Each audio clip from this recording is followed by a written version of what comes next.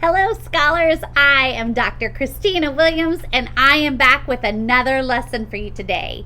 Before we get into our lesson, I wanted to read one of my favorite books. It's How I Became a Pirate by Melinda Long, and the pictures are by David Shannon. Pirates have green teeth, when they have any teeth at all. I know about pirates because one day when I was at the beach building a sandcastle and minding my own business, a pirate ship sailed into view. I knew what it was because its flag had a skull and crossbones on it, and because I could hear the pirates singing, "Hi-ho, blow the man down." They were a little off-key. I tried to tell Dad, but he was busy setting up the beach umbrella. I tried to tell Mom, but she was busy slathering my baby sister with sunblock. So I went back to my sandcastle, but I kept an eye on the pirates. By then, they were rowing to shore. When they landed, the head pirate climbed out of the boat and yelled, "Ahoy there, matey! Be this the Spanish Main?" "No," I said, "this is North Beach." "Shiver me timbers," the pirate said. "We must have taken a wrong turn at Bora Bora." He walked around my sandcastle. He looked at the moat, then yelled back to his crew, "He's a digger, he is, and a good one to boot." "A good one to boot," the others agreed. "What be your name, matey?" the head pirate asked. "Jeremy Jacobs, sir," I told him. "Well, Jeremy Jacob," he said, "you're looking at Braidbeard and his crew. We've been needing a digger like yourself. We've a chest of treasure to bury." "Aye, treasure," the others shouted. "You're coming with us," Braidbeard told me. I didn't think Mom and Dad would mind as long as I got back in time for soccer practice the next day. That's how I became a pirate. As soon as we were on board, Braidbeard showed me the chest of gold and jewels. "Got to find a safe place for this here treasure. It's high time we're off," he announced. "We're off!" we all shouted, and then we set sail. There was plenty to do on board. The pirates taught me how to sing sea chanties, the louder the better, and to say real pirate stuff like landlubber and scurvy dog. By dinner time, I could speak pirate perfectly. I also learned pirate manners. Braidbeard pounded his fist on the table and yelled, "Down the hatch, me laddies!" "Down the hatch!" we all shouted. Braidbeard gulped his food and said, "Hand over the meat!" "The meat!" we all roared. Nobody told us to finish our spinach. There wasn't any. Or to chew up our carrots. They weren't allowed on board.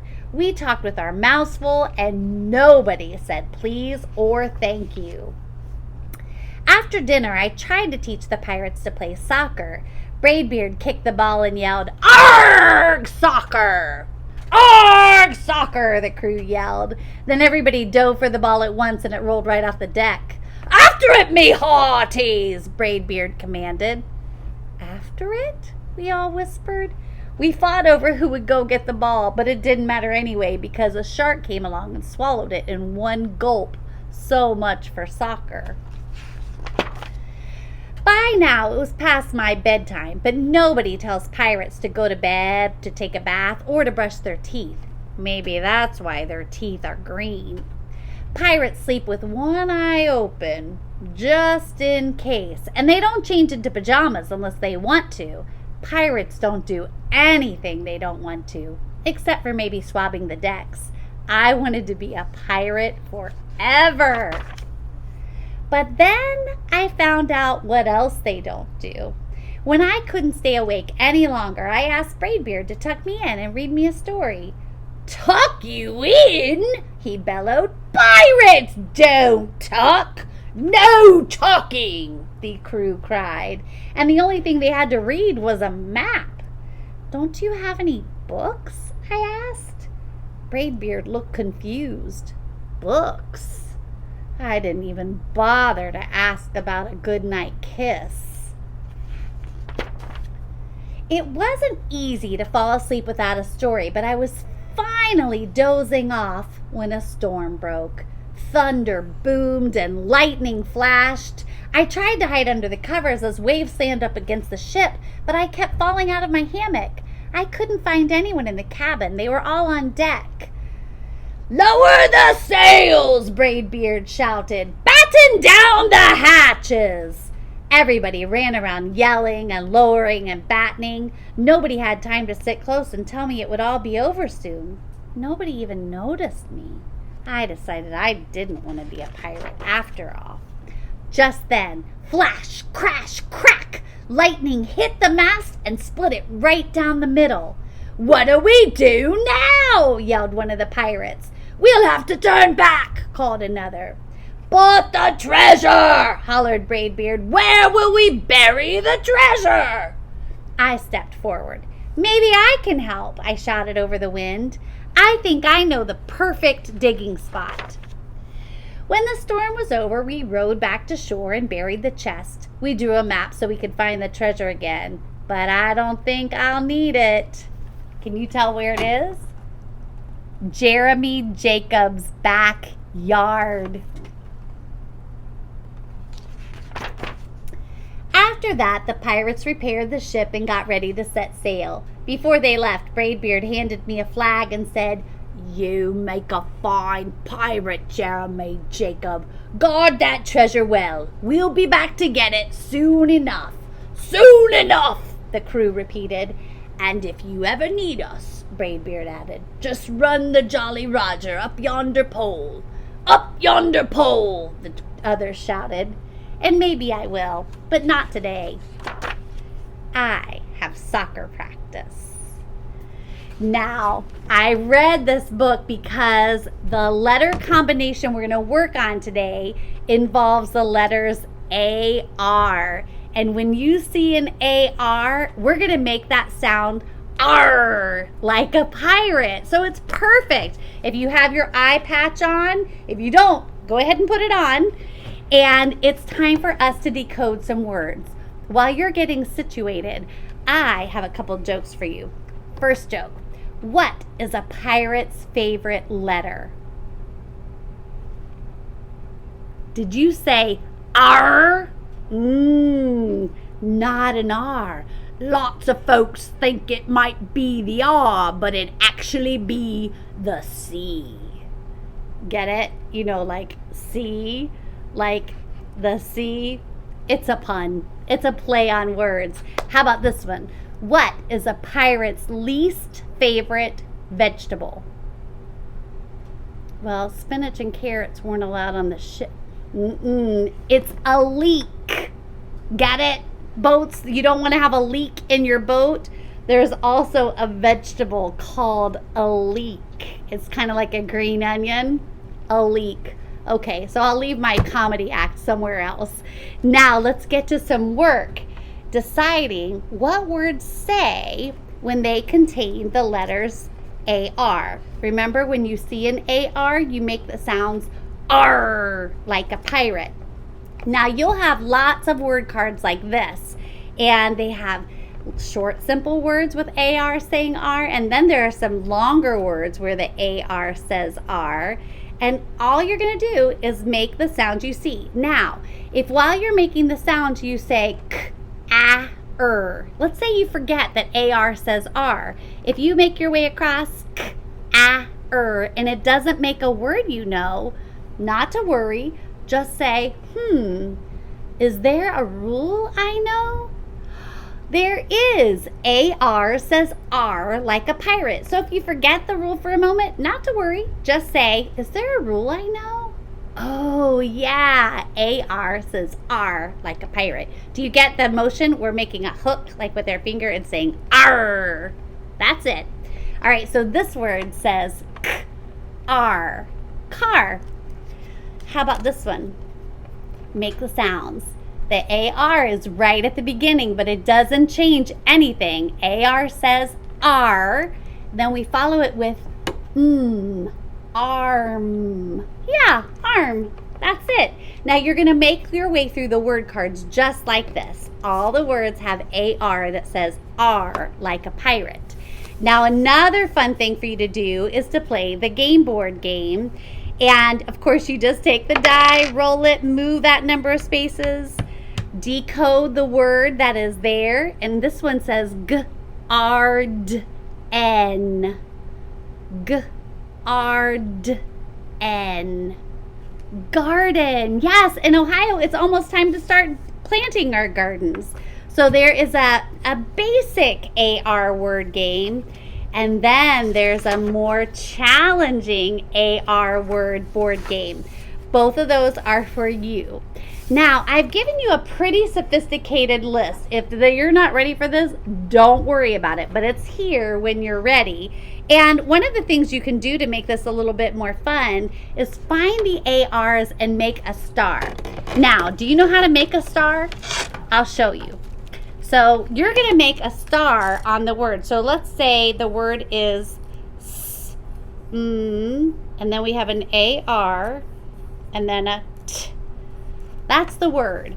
The first thing I want to do is spot the rule I know. So I'm going to make up, down, side to side, close it up. If you make a star on the AR, that might be a little tip to kind of make your brain tune in. If you look at the word star, it has an AR that says R. So we have art, smart. Yeah, that's it, smart. So as you decode these words, you can either put a star on the AR or underline them, or you can even highlight them with your favorite color. So you can decode, let's say, 10 words a day until you finish the whole list. If you really get on a roll, you can keep going, but you don't have to, little bit by little bit. Now, here is something I need to teach you. The first word card I decoded was the word car. Now, I'm going to write this on my whiteboard. Here's car. And what I want you to know, this is an unusual thing that I'm getting ready to say. When you have AR words and they are followed by a magic E, the magic E wins. It doesn't happen with most combinations, but with AR, a magic E can jump over and tell that A, say your name. So this says K, A, So car turns to care. What if I put an S here? Help me make the sounds. Sk, A, sk, air. Yeah, that says scare. What if I get rid of the E? Now what does it say? Sk, R, scar. Yes, what if I get rid of the S? I'm back to car. Yeah, that's it. So remember, with AR, magic E wins. I've got some other examples here, and this you'll find in your kit. It says with AR, magic E wins. This word says car. When we add an E, it says care. This says bar.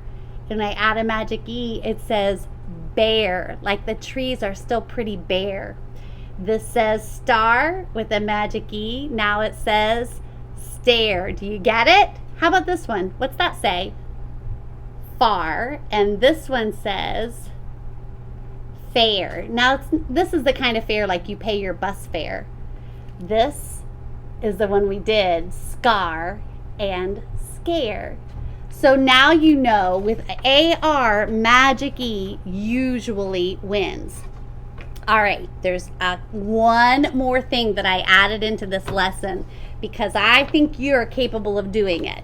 So here's the thing.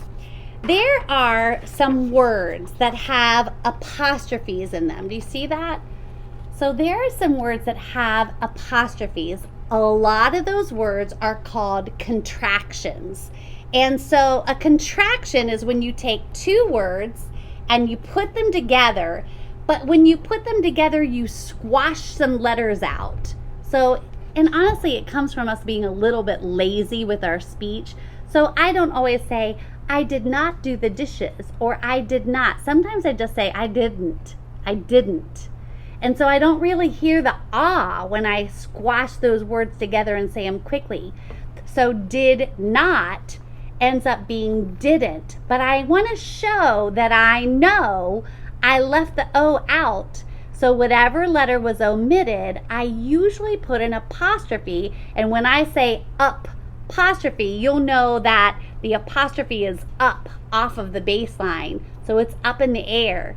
Did plus not equals didn't. I got rid of the O, I squashed them together, got rid of the O, and I used an apostrophe to show which letter is missing. We squashed out the O. To show that we know we squashed out the O, we use an apostrophe. And here's a reminder, up, apostrophe. It's way up high. A comma sits down low, but an apostrophe is up.